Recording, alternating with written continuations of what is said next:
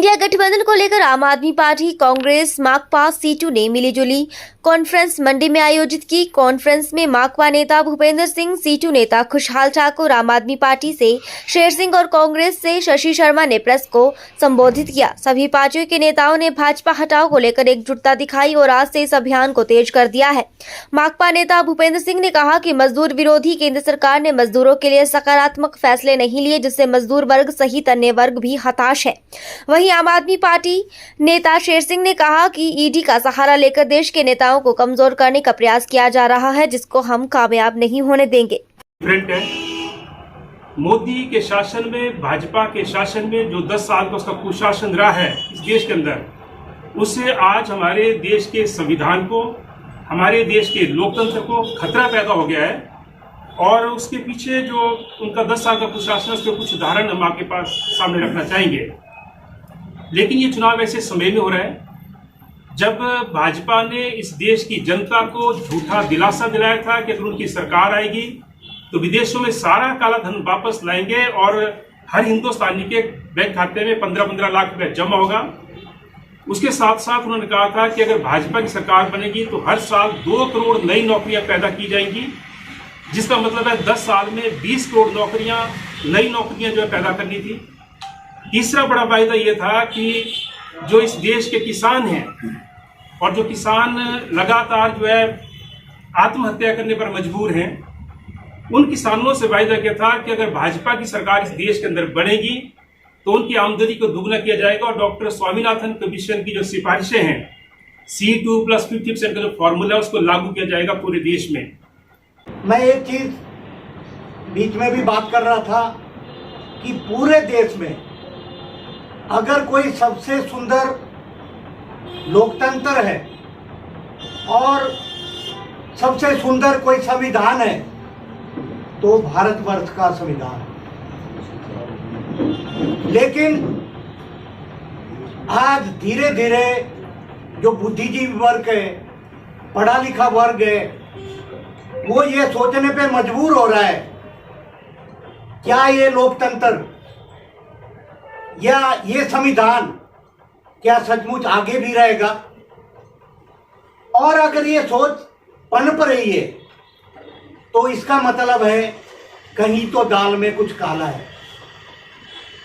और सरकार को उसी तरह के 4 काले जो कानून है, जो 44 श्रम कानून है, उनको खत्म कर दिया इस सरकार ने। उनको 4 एक तरह से जो श्रम कोड है उसमें बदल के, हालांकि वो पारित हो गया संसद में, मगर मजदूरों के आंदोलन के चलते, विरोध के चलते अभी भी जो है मोदी सरकार उसको लागू नहीं कर पा रही है। और हम ऐसा चाहते हैं कि इस सरकार को हटाए बिना, नहीं तो वो अगली बार जैसा वो नारा दे रहे हैं, अगर वो फिर से आते हैं तो डेफिनेटली वो फिर से, चाहे कृषि कानूनों की बात है, वो कई गाहे बगाहे बीजेपी के लोग बोलते हैं कि अगर हम आएंगे तो हम फिर से लागू कर देंगे, हम उनको कृषि कानूनों को फिर ले आएंगे।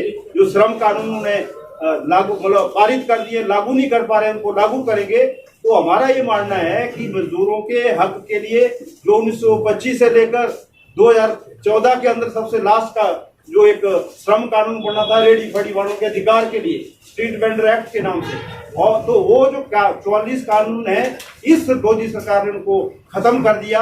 और हम जितने भी मजदूरों के संगठन है और हमारा मजदूरों के संगठन के नाते भी हमने सीटू के बैनर के तहत एक मजदूरों का घोषणा पत्र जारी किया है, बनाया है। उसको हर मजदूर तक, हर गांव में जहां भी हमारा मजदूरों का संगठन है, ढांचा है, कामों से और सामूहिक नेतृत्व से हिमाचल प्रदेश के अंदर भी चारों की चारों सीटें जो है वो जो हमारा गठबंधन है वो जीतेगा।